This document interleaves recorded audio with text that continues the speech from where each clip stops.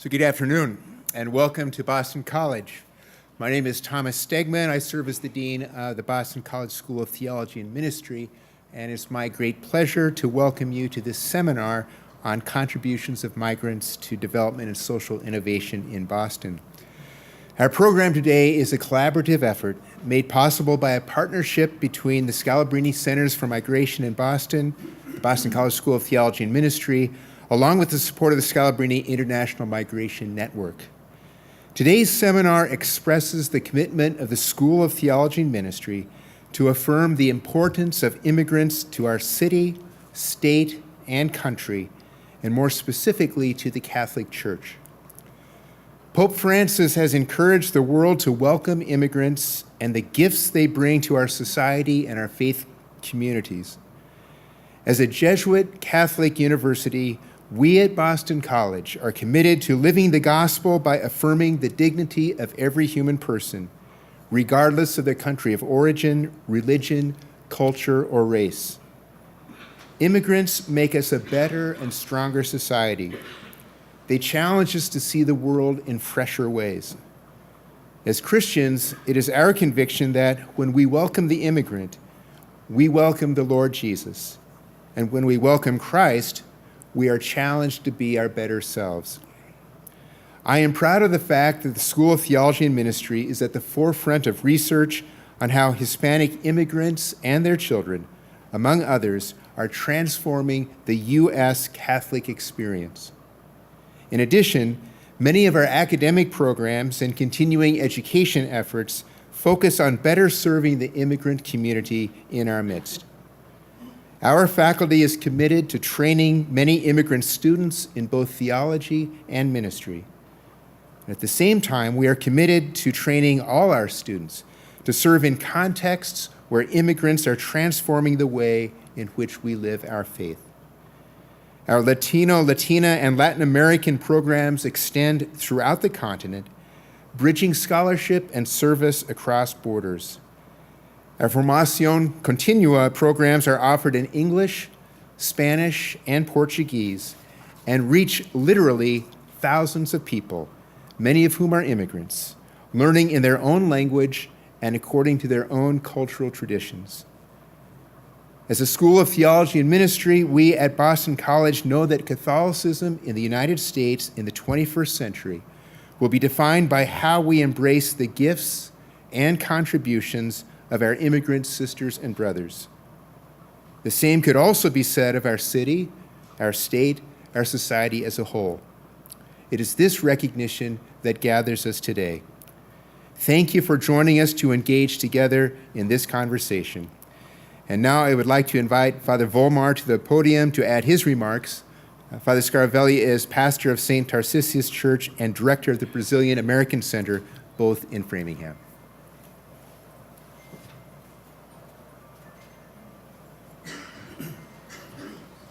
Good afternoon. In 1887, Gian Battista Scalabrini, Bishop of Piacenza, saw many Italians migrate in the Americas. There were 8 million between 1876 and 1904.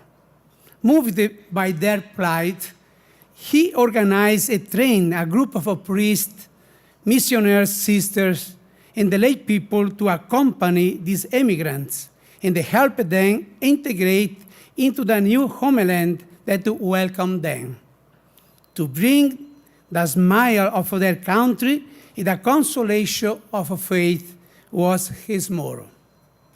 That is how the Scalabrinian missionaries got its start. Bishop Scalabrini invited the leaders of society to make a sociological reading of the migratory phenomenon that, because of its magnitude, would have an impact on the structures of society.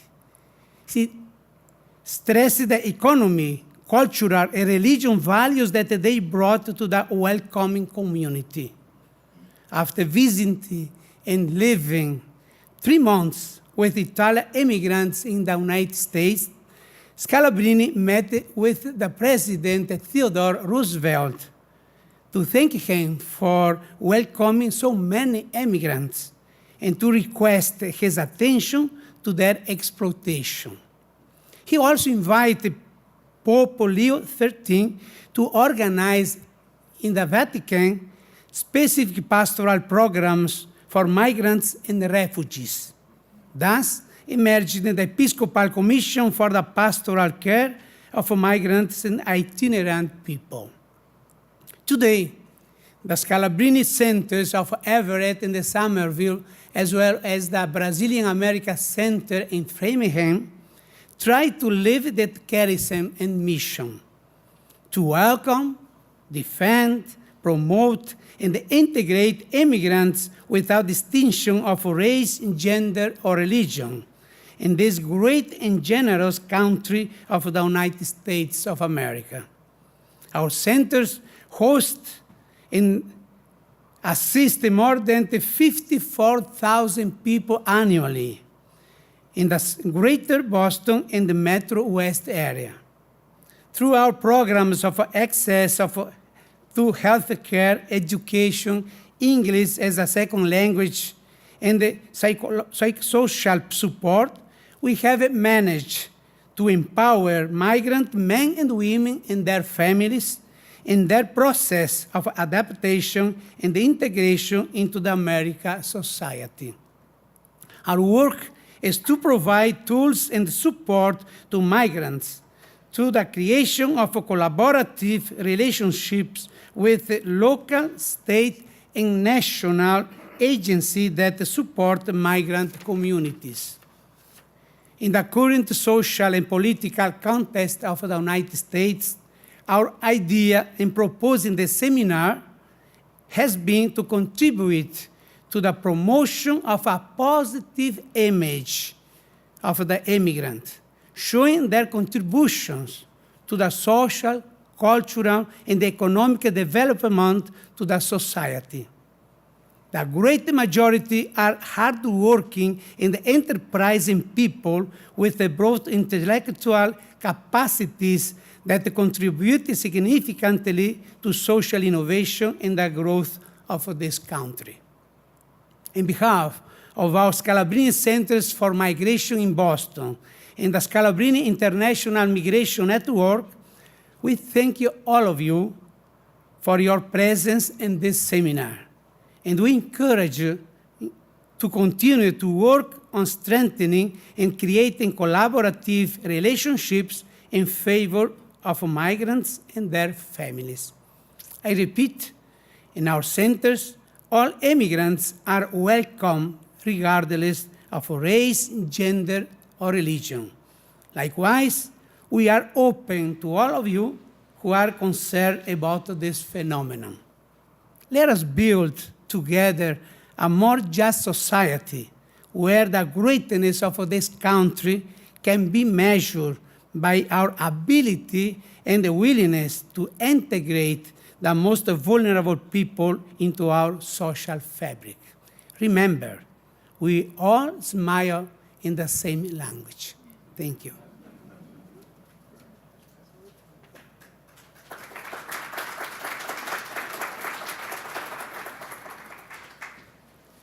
His Eminence, please join the podium. Thank you.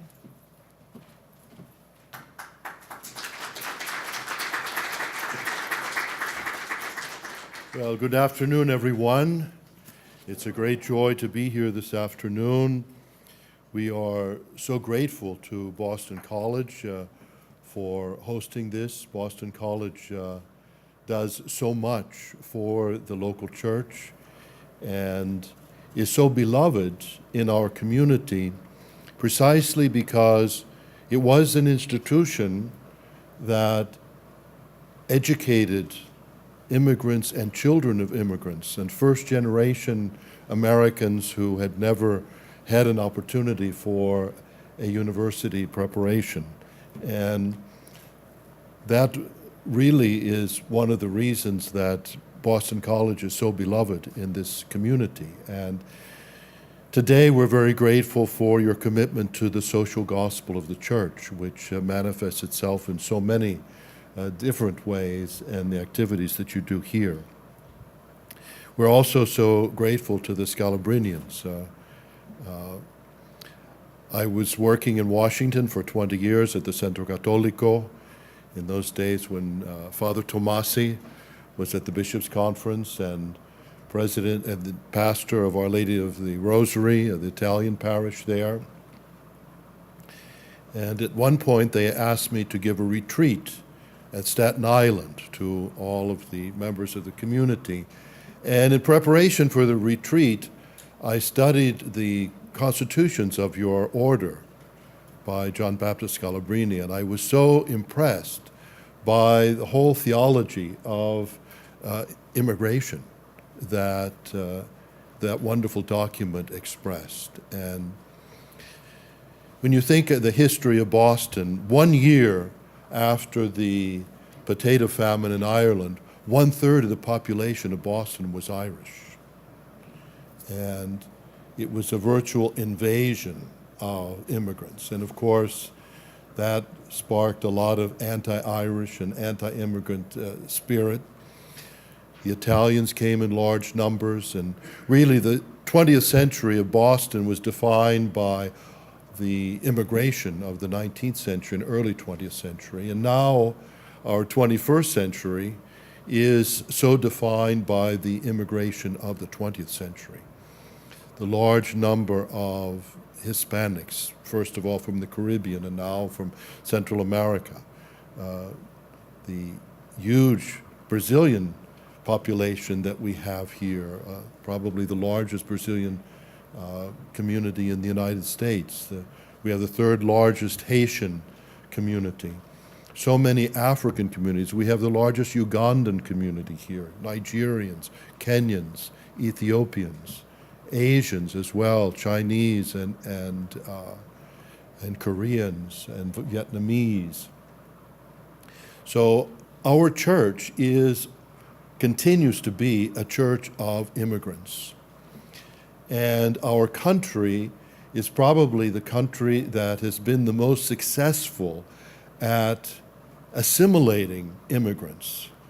Unlike some European countries where people's identity is so tied to their ethnicity, their language, their religion, their culture, their shared history. We've never had that in the United States. We have been a people that has been formed around the principles of democracy, religious freedom, inclusivity.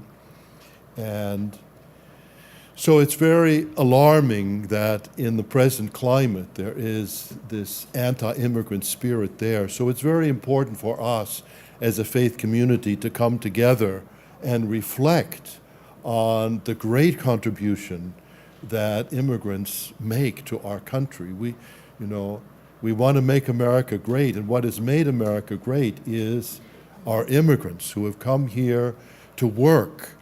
And it's not a matter of just inviting in ballerinas and rocket scientists and soccer stars. The immigrants who have come here often have been very poor people, but they have worked so hard and contributed so much to the greatness of this country. And as a church, we must continue to raise our voice and in their defense and to work to make our immigrants feel welcome and a part of our church. And so this conference today is a very important contribution to that. And I'm so glad that Kevin is here. He's going to speak to us now. We're very proud of what the Bishops' Conference is doing. The bishops are working very hard to try and protect our immigrants at this time when there is so much negativity and so many threats to so many families. But I thank all of you for here, especially the organizers, and thank you for your commitment to helping us to be a welcoming church, a welcoming community and country. And we know that we will be rewarded in so many ways by the presence of our brothers and sisters who bring so many gifts, and the gift of faith and the gift of their work, their lives, their family life, their cultures that enrich all of us. So once again, I'm here to say welcome and thank you.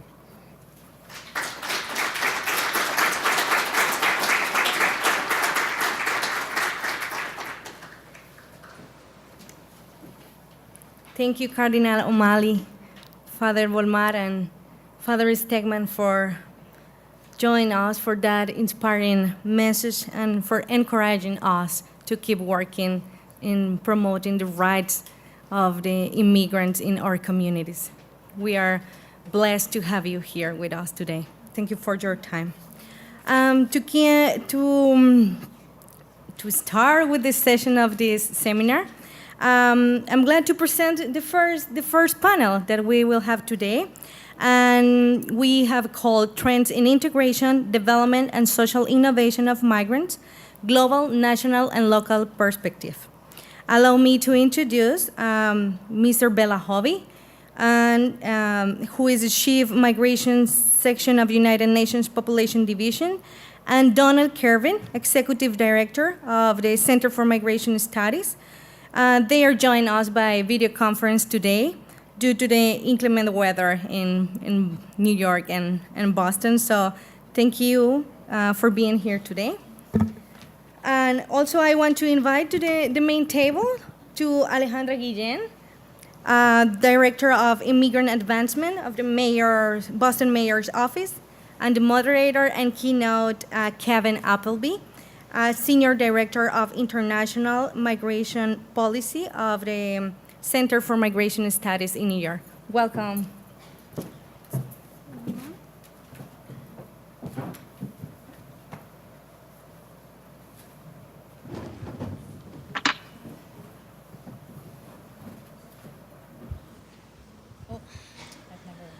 Hello, can you hear me? Yeah, I'm going to sit if that's okay with everyone. My name's Kevin Appleby. I'm Senior Director for International Migration Policy at the Center for Migration Studies and the Scaravelli International Migration Network, which is based in New York. I'm based in Washington, so I get to shuttle back and forth, get the best of both worlds there. So we'd like to welcome you to the first panel, which is on trends in integration, development, and social innovation for migrants on the global, on the national, and on the local level. So before we get to our speakers, I'm going to sort of try to frame some of the issues of some of the issues that we're going to talk about on this panel. But before I do, I would like to acknowledge Cardinal O'Malley for his leadership on migration over the years. He's been very outspoken defender of migrants when it's not been popular, and he's really been an inspiration not only to his fellow bishops, but to all of us Catholics in the pews. So thank you, Your Eminence, for being here. I also would like to say something about our global leader, Pope Francis, who really has placed migration as the center of his ministry as Pope. His first trip outside of Rome, of course, famously was to Lampedusa, which is a small island in Italy, to meet those refugees, those migrants who are on the margins. And it really sort of set an example that started his papacy, and he's continued to speak out on behalf of migrants and refugees continually in his papacy. So we're blessed by his leadership. Let me talk first about, I want to frame the issues a bit on the issue of integration. And this is an issue that's really not talked about a lot across the nation. If you went to your average citizen, what do you think about immigrant integration? They probably wouldn't know what to say or what that meant. But I would make an argument that it's probably the most important issue in the immigration debate, both nationally and internationally, because integration is how one person becomes part of another society without necessarily giving up their own national identity. And it's an issue that's challenging because you can't always measure it like you can measure how many people are undocumented in the country, or how many people have come across the border, or how many people we've deported over the last month. Those can be documented fairly easily, but how do you document when someone's completely integrated? How do you measure how integration policies are being successful or not? what is the right mix of integration policies, both governmental and informal integration policies? These are all issues that have yet to be, they've been answered to some degree, but they're still a bit nebulous in the debate, you know. It's not easily measured. In some ways, you know it when you see it, right? And it may be different from one migrant to another, one immigrant to another, one family to another. So it's a nebulous issue, but it's a vital issue because it's crucial to continuing our pro-immigrant stance, our immigration policies, and our immigrant nation that we have. One other issue is what institutions in the community and society play a role in integration. So I would argue there are several. I've always said that a migrant first goes to their family for assistance. The role of family is crucial to integrating someone into society and making them part of the society because they get the support from family that they may not otherwise get. And that's why the debate recently in Washington over changing the legal immigration system and what does that look like, a lot of that was missed, the importance of family. The administration wants to really cut that flow of family immigrants. But the counter-argument there is that families help support each other. They're more upwardly mobile in the economic system. They're also economic actors. And then what's hard to measure is the social impact of families and communities and keeping communities together. And those type of issues didn't, emerge as much in the debate as they should have. But if we were to tomorrow get rid of all the family immigration, I think we'd have a much different landscape out there. What is the role of faith-based organizations? The second place I think immigrants may go for help is to their local church. They certainly enrich us spiritually and can teach us some lessons on spirituality. But many of them go to the local parish or the local church for just direction on small matters. How do I go to the post office? How do I, pay my bills? Things that we take for granted that, if I was being resettled to India, I would not know any of that, and that's where they might get that help as long as with the family. And thirdly, of course, the government. The government has a vital role to play in pursuing policies that help immigrants become integrated, become part of the community. Certainly, policies such as legalization, for example, and naturalization policies are important because it helps people have more leverage in the society. They can defend their rights, they have more rights, and therefore they're able to contribute more effectively. But what are the second-tier policies that governments should pursue? English as a second language, skills training, job training, language training, civics training. These are all issues, a list or array of issues in policies that should be pursued and not always consistently pursued across international, national, and local levels. And we'll hear more about that. One last thing I want to say is why is this one of the most important issues in the immigration debate? Because in my opinion, the real reason that immigration can be so controversial in this country is cultural fear. The issue about immigrants taking jobs or, changing our culture changing our communities is based on the fear that some Americans have, not all, that their country is changing. And I really think that is what drives the emotion of the issue. Because the studies show that immigrants really don't, it's not that doesn't happen, but immigrant labor often complements our workforce.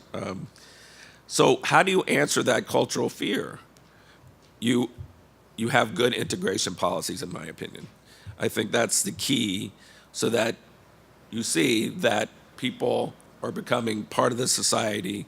They're not trying to change our culture. They're trying to integrate it integrate to our culture without sacrificing their own national identity. When I was at the Bishops' Conference, we did focus groups one year on immigration across the country. And what was the most fascinating thing to me is that Catholics favored a path to citizenship for the undocumented, 60%, but only if people reported to the government. And so we probed on that a bit more. Why report to the government? Well, what they thought, well, they don't play by the rules like we do. They have to play by the rules if they're going to be here. The perception was that they're outside the system, they're not paying taxes, they're not paying Social Security, which is not true, by the way.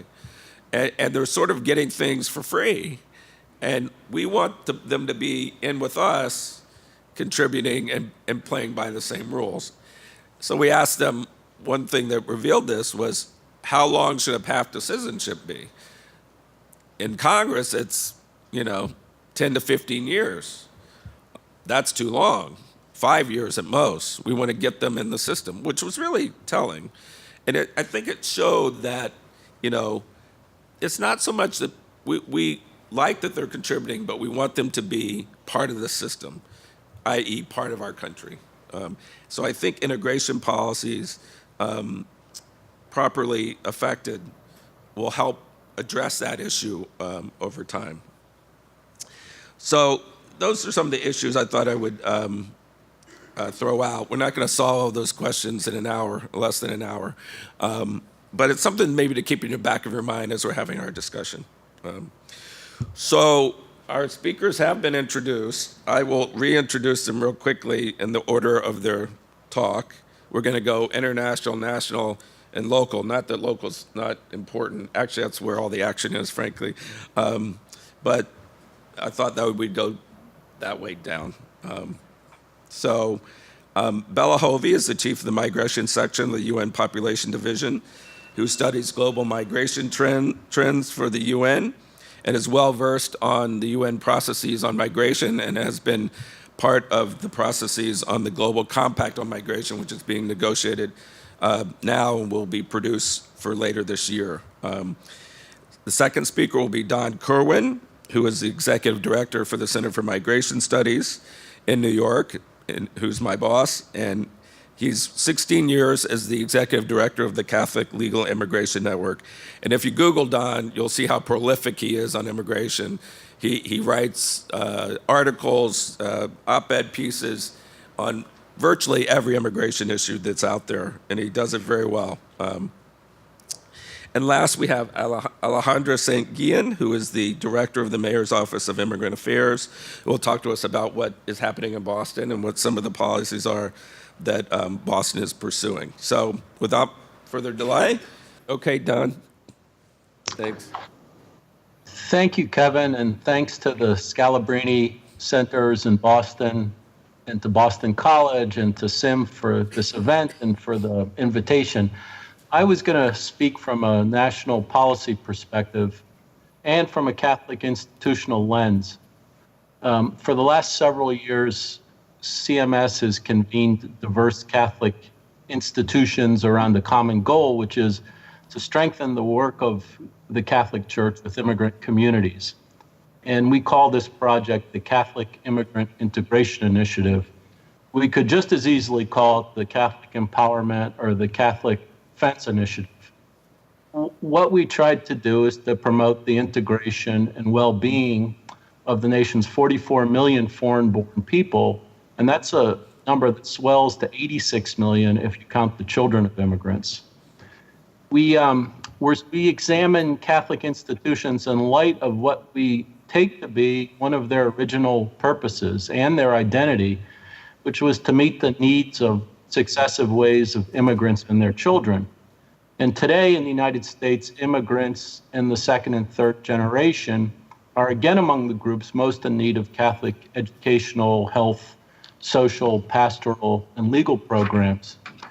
In addition, once again, the viability of Catholic entities increasingly depends on the participation in the leadership of immigrants, particularly youth.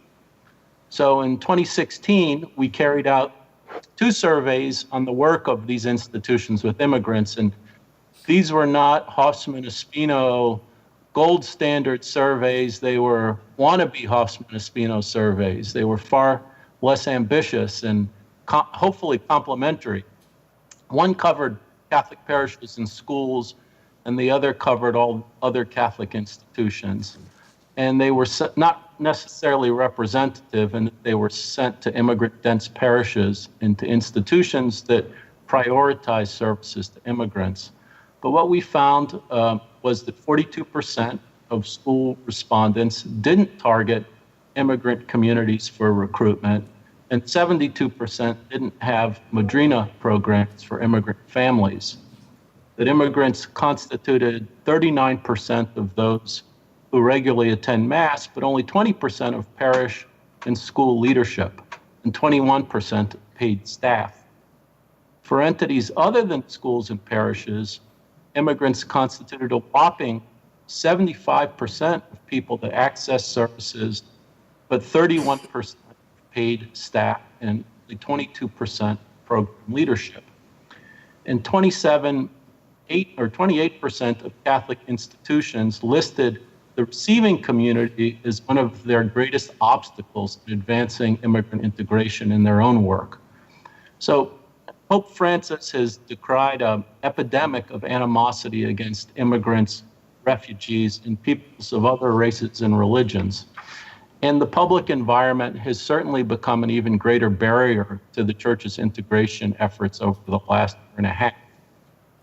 Our initiative proposes a distinctly Catholic definition of integration that's based on a vision of integral human development and communion between natives and newcomers. A few lessons from the projects are as follows. One is, in order to maximize the integrating potential and to minister to immigrants in their full need and dignity, Catholic institutions need to do a better job of integrating their own services more effectively. They need to be open and responsive to the leadership, initiative, and needs of immigrants. They need to better document their work with immigrants and establish goals and metrics for evaluating this work. They need to prioritize educating all Catholics on Catholic social teaching, migrants and newcomers, which is really a great unmet need in many places. They need to create new institutions and service delivery models, but they also need to revisit successful models of the past, like labor schools, that played an important role in integrating past generations of immigrants. We found that some of the most successful pastoral models combine service provision, community organizing, and advocacy, but they view their mission as one of evangelization. We find that to be a very powerful finding. And that Catholic institutions can't build communion or foster solidarity if they don't practice hospitality and model openness in the way they themselves operate. So let me finish with 6 points regarding our public environment. And I think this very directly relates to the work of church institutions in integrating immigrants. And the first is, we really can't speak about immigration anymore without also speaking about our nation's identity, which is contested at this point. Ethnocultural or ethno-racial nationalists or nativists believe that immigration and membership should turn on characteristics that people can't change or that they shouldn't have to change, like ethnicity, race, nationality, religion, ancestry, or a very narrow exclusionary view of culture. One refugee characterized this mindset to me as, "My people belong and yours don't," which he called the very definition of racism. And of course, that mindset is offensive to Catholic teaching, and it's a threat to our nation's character, and it's a barrier to just immigration policies and integration policies. Obviously, most people with concerns about immigration aren't racists, they're not nativists, and a far larger minority of Americans feel bypassed and displaced themselves. And we need to understand and respond to those challenges, but that's not an issue in which immigrants are to blame. The second point, it used to be the politicians said that they were opposed to illegal immigration, but they supported legal migration. And if that was ever the case, it's no longer true. Legal migration programs are being decimated, persons with status are being stripped of it. The refugee resettlement program is on a track to resettle less than 20,000 people this year. Beyond cutting refugee admissions, the administration has ended the DACA program that affects 700,000. It's ended the Central American Minors Program, which allowed refugee children from the Northern Triangle states to enter the U.S. legally to join their legally present parents. It's terminated temporary protected status for Salvadorans, for Haitians, and for smaller numbers of Nicaraguans and Sudanese, and likely Hondurans are next. As Kevin mentioned, it's sought to cut family-based immigration by limiting visas to the spouses and minor children of U.S. citizens and lawful permanent residents, and it seeks to terminate the diversity visa program. Total, those changes would cut legal immigration in the United States in about half. They also would like to undo a law that prevents the expedited return of unaccompanied children to non-contiguous states like the Northern Triangle states of Central America. Third, I think that enforcement priorities are now so broad as to be meaningless, and DHS is clearly trying to embark on a course of indiscriminate mass deportations. The effect of that policy would be disastrous for the 3.3 million mixed status families in the United States that have 6.6 million US-born children in them. You remove the undocumented residents from mixed status houses, their income plunges by 47%, and it thrusts millions of American families into poverty. Who's going to pick up the bill to pay for those children to the age of maturity? We calculate that that would cost something like $118 billion. Fourth, the $25 billion 2,000-mile wall that's a priority of this administration comes at a time when illegal entries across the U.S.-Mexico border have fallen to record lows, and 2 times as many newly unauthorized immigrants enter legally and overstay temporary visas than illegally cross. So the wall is not just unnecessary, it's physically impossible to build, and it will create havoc in border communities. The U.S. now spends plenty on border enforcement, almost $20 billion a year. Fifth, the administration and Congress have abandoned the idea of a broad legalization program. Although often characterized as criminals and scofflaws, the undocumented population includes 4 million people who are waiting for family-based visas, 3.5 million who've been here for 15 years or more, 4 million parents of U.S. citizens and lawful permanent residents, 8 million workers, 2.9 million brought to the U.S. under the age of 18. It's clear that more than the dreamers need to be legalized. But sixth and last, the dreamers are front and center now, and all of our resources, public policy resources, should be devoted to legalizing them, preferably for a standalone DREAM Act. Our profile of the DREAM Act eligible reveals a long-term, highly productive population with deep ties to the United States. States and localities have already invested, according to our numbers, $150 billion in educating these young Americans. If the DREAM Act passes, return on investment will increase by virtually every indicia of integration: education, employment, self-employment, family ties to U.S. residents, English language proficiency, on and on. Thank you very much. I think what I'm trying to say is that the public policies are are very important to kind of the work of Catholic institutions on integration, and we really have to tend to them significantly right now.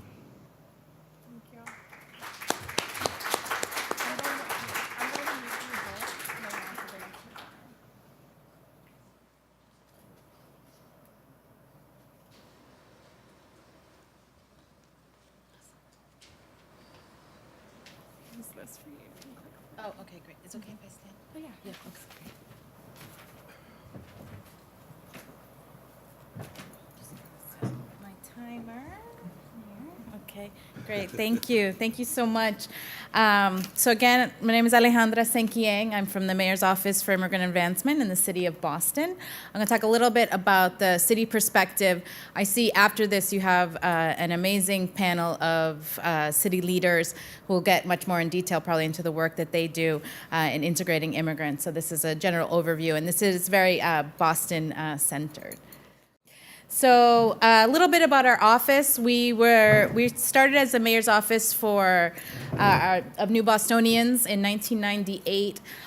Over the last 4 years, under the Walsh administration, we have really we've changed our name to Immigrant Advancement, and a big key part of that is how are we really advancing and integrating immigrants? So much more than being able to service them, how are they actually becoming an integral part of our civic, social, and economic life in the city?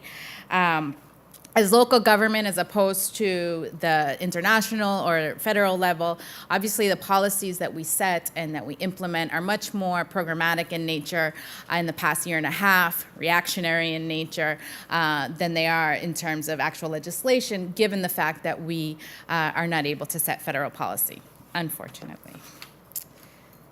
So a little bit about Boston's immigrant population, and I apologize if this is something that people know now.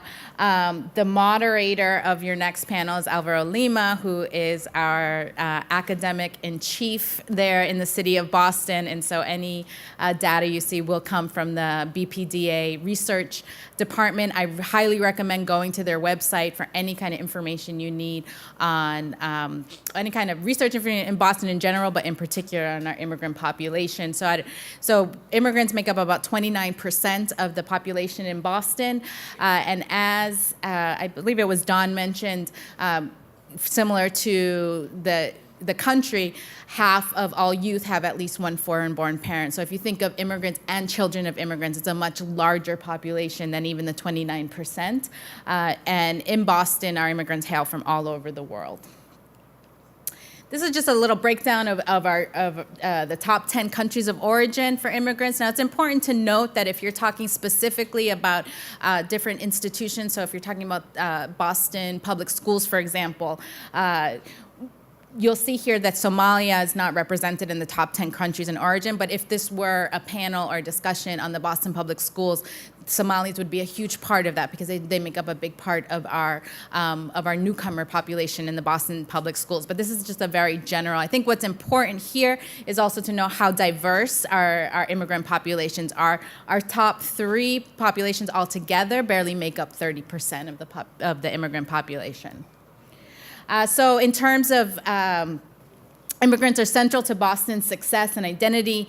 Of the 25 largest cities, we are the 6th highest proportion. Immigrants own 8,800 small businesses in Boston, spend over $4 billion annually, generating 52,000 jobs. And 33% of our workforce is foreign-born. And since 29% of our residents are foreign-born, they are overrepresented in the workforce. So given even all of the contributions the immigrants and their children make to the city, they still face significant barriers. Due to limitations around educational attainment and language skills, immigrants earn 33% less than their native-born counterparts. 46% either lack a high school diploma or have limited English proficiency. And 11% of Boston households are linguistically isolating, meaning no one over the age of 14 is able to speak English well. So a lot of the work that we do, a lot of the programmatic work, as I mentioned, is very much in response to these facts. So one of the things that we do is Citizenship Day. 46%, I think about 46% of our foreign-born residents are not are not naturalized citizens. They have varying statuses, but there are in the Boston area about 40,000 people who are eligible to become citizens today. And so we have partnered with one of our nonprofits to do our annual Citizenship Day. And on the day that we had in 2017, we had 375 applicants attended, 214 fee waivers completed. So that means 214 people who were able to submit their application for free, and 317 completed, and they were from 65 different countries. And we have volunteer attorneys. So in that day, we saved about 155,000 application fees, which is a significant barrier to people applying for citizenship. I'm sorry, this is probably our. I sent a PC and a Mac version, but it's okay. So our legal resources, as you can imagine, have always been hugely needed and not sufficient enough in our immigrant communities. In the past year and a half, this has grown tremendously. The rhetoric that was talked about and the policies that have been accompanying it, along with the increased enforcement by ICE, has really made it crucial and critical that our immigrants, particular our undocumented immigrants and our immigrants who currently have a status that is at risk, TPS, DACA, for example. So we have had Know Your Rights and Immigration 101 workshops, TPS clinics, working with people who have TPS to see what other statuses they might be eligible for. Given that TPS has been discontinued. Happy to say we have a few partners in the room. Our MEDA Coalition, I believe, is here. Centro Presente, I saw, Brazilian Worker Center, have all been huge allies and supporters of this work. Our Immigrant Legal Defense Fund is a public-private partnership in which we've been able to raise funds for deportation defense as well as Know Your Rights workshops. And our pro bono immigration workshops, we have them twice a month right there at Boston City Hall. And as you can see, the numbers have grown quite significantly over the past couple of years. Immigrant Information Corners. So these are, we have these in all the Boston Public Libraries, 3 community centers, and 2 YMCAs. They offer access to citizenship information, financial empowerment information, and public and community resources in multiple languages. If you go to any library in the city of Boston, you will find one of these. Immigrant integration has been a huge focus of ours. As was mentioned in the beginning, it's probably not a term commonly known or talked about outside of these circles, but it's something that's definitely very key to the mission of our office. Sorry, I just want to check the time. Oh, 2 minutes. Okay. So we providing technical support to city agencies to make sure that they have the capacity to serve immigrant residents. We are a staff of 5. We would not have the ability to serve 160,000 residents ourselves. And so we really want to make sure that whichever department immigrant walks into, whether linguistically or culturally, they're able to be served, and that they're really participating in the social, economic, and civic life of the city. And we've tried to become a national model, work with other cities in the region and across the country. Some of the ways we have done that is we have an advisory board. We have 2 members of our advisory board here. BC's own Westy Eggman, I know, is here, and 3 members, Natalicia Tracy and Patti Montes are all here, so you can ask them about it. This was our participation in the early elections, in the presidential elections that we had. We made sure that the elections department was able to reach all of our residents. This was the first time that people were able to vote early. We wanted to make sure that our immigrant residents were a key part of that our particularly obviously our naturalized immigrants were key voters. We had a summit of municipal leaders for immigrant advancement summit last year. I just don't want to go over time. And this is To Immigrants with Love. So this is a public art project that we launched last year. This was based on a national model by Define American, where it was a postcard social media campaign, and we thought, what a wonderful idea to take this to the public and really celebrate immigration past and present. And so you'll see in the first 2 murals, the one in East Boston and the one in Rosendale, you have featured a immigrant from many decades ago. In East Boston, you have someone from Sicily on the right, and then Veronica Robles, who is a very prominent figure in East Boston from Mexico, that shows that immigration has always been a key part of Boston and who Boston is, and we need to celebrate it. And even though where people come from have changed, the contributions that they make and the making my own stop sign. And so and their stops. I'm almost done. And then on the right, we have a couple from Russia who actually were the owners of that Atlas Liquors, where you have the mural in Rosendale, and then Alex Castillo from the Dominican Republic, who runs a tech shop there. And then the bottom is the what we call our ode to our nonas, abuelas, and grandmothers, and these are the women, the grandmothers, and that built East Boston, basically.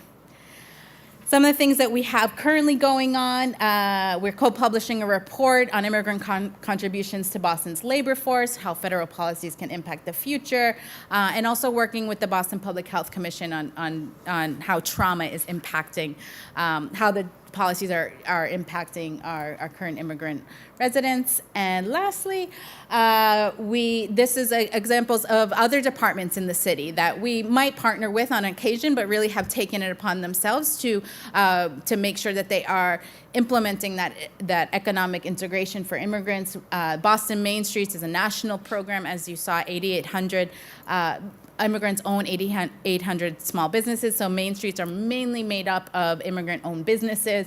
This is the support that they're provided. And then the recently launched Small Business Center, they have them in different immigrant neighborhoods. This happens to be the flyer for Mattapan, where they have everything from tech to starting a business to English for business owners, really targeting immigrant business owners and immigrants who want to start businesses. And that's it. Thank you.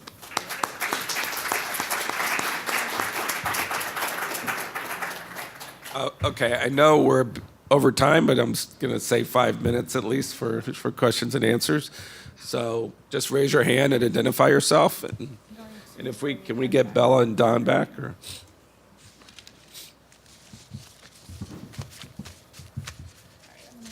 Maybe we don't have questions. Any?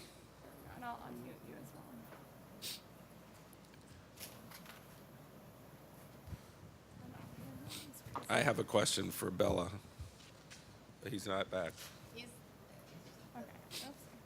Hey, Bela. Can you hear? Yes, I'm here. Yeah, I just had a quick question on the deliberations on the migration compact and where, in terms of integration and how nations and member states handle immigrants that are coming to their country. What are the issues involved? Are there divisions on how integration should be applied to immigrants among the nations? And is there a promise that there could be some really innovative language included on integration in the compact? Do you want me to respond to the question Please, now? if you can. Yes. Thank you. If you go to Global Migration Compact, if you call that, you go to the UN website, not the IOM website, but the UN website, there is a tab called Governmental Negotiations. You will find there the zero draft. It's a 24-page document, and I really encourage you to have a look there. And there is Objective 16 specifically talks about realizing inclusion and social cohesion. Now, it's certainly the integration issue is, as Donald was saying, or maybe it was Kevin, is a very critical issue. And in many countries, and in some countries, do allow migrants to stay, for the family members or immediate family members to join them later on. In some other countries, these migrant workers are not even called migrants and are contract workers and don't have any rights, family reunification. And so there are very different practices across the world. Whether it is innovative or not, can look at the text there that objective.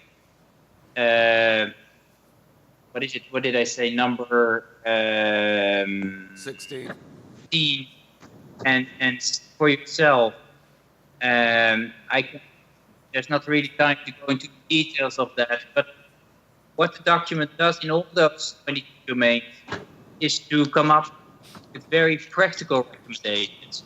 So I certainly think that there is an opportunity still for civil society to look at that zero draft, to look at those objectives, how it is formulated, and somehow through the Scalabrini or the Center for Migration Studies or others who are participating in these ongoing dialogues to present some ideas to forward, especially if you do that with other groups. I think that is very very useful and still possible.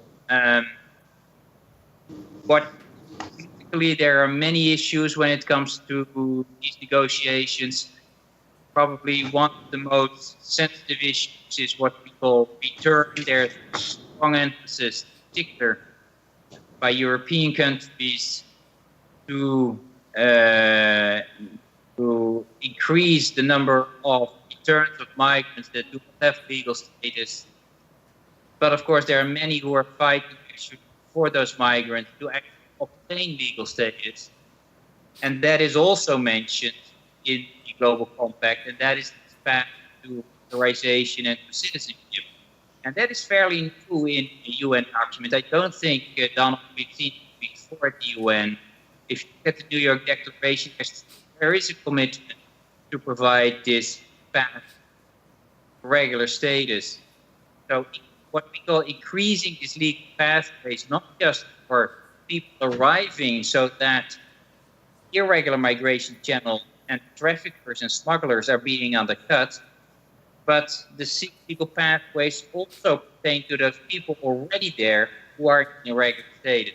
So I think there is a real opportunity to promote this, but you and I know how difficult the discussions are about regularization, about access to legal pathways, and things like that. But I do hope and expect that there will be some language on this coming in the Global Compact. Great, thank you. No more questions? Can I ask Don one more question? Just real quick, on the survey, Don, the Catholic survey, you mentioned, there are a lot of things that need to be done in the church and things that are being done. What would you identify that Catholics or parishes could do to help better integrate? If there are one or two things that you would highlight for someone who wants to help or a parish that wants to get involved, what would you recommend?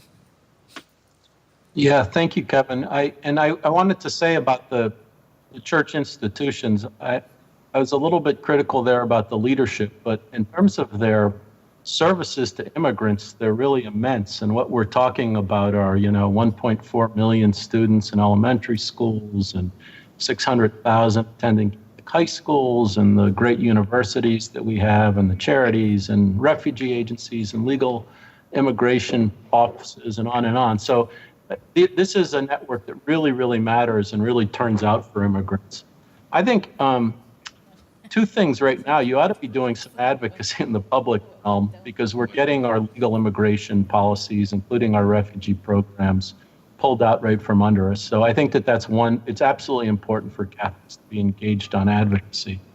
And then I think on the, and you can do that through kind of a number of the Justice for Immigrants campaign or the U.S. bishops or the Scalabrini network or others. But the other thing I think that I'd really focus on right now is we know of the 11 million undocumented people that about 20% of them are actually eligible for some kind of status that would give them permanent residence over. It may take some years for them to get it, but because of their income, because of the complexity of the laws, they just don't understand it or have pursued that status.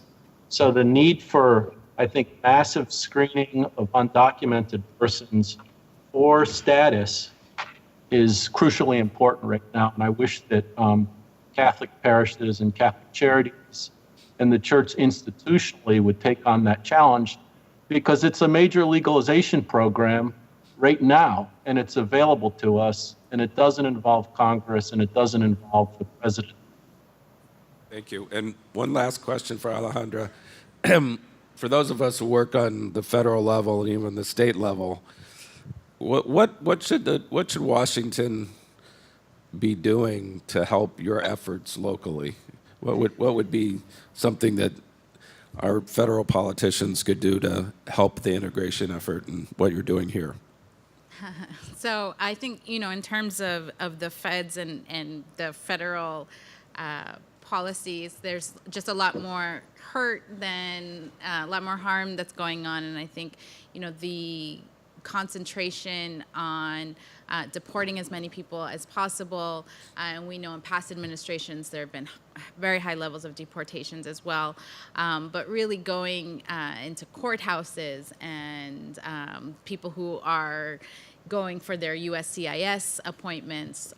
So it's difficult because USCIS, which is processes the citizenship applications, who are an ally of our office, have always had the policy of calling ICE when someone came to adjust their status. ICE just never would follow up on it because this would be someone who's doing what they need to do, right? They're checking in every year. They're more often not married to a U.S. citizen, which is how they're adjusting their statuses, have U.S.-born children. And so for us, the federal government has really become a point of contention. And, with our state partners and our other local partners, we have worked on things like suing the administration on what we feel are unjust policies. And I would say that has been hugely beneficial. I think, as I mentioned before, we are just so limited at the local and state level as to how, because the immigration policy is really only set at the federal. So we're really just constantly playing defense. And the more that our other localities and that our state can work to protect our residents, I think would be very useful. Thank you. So the good news is that we're done. The bad news is that we're not having a break now. No, I'm kidding.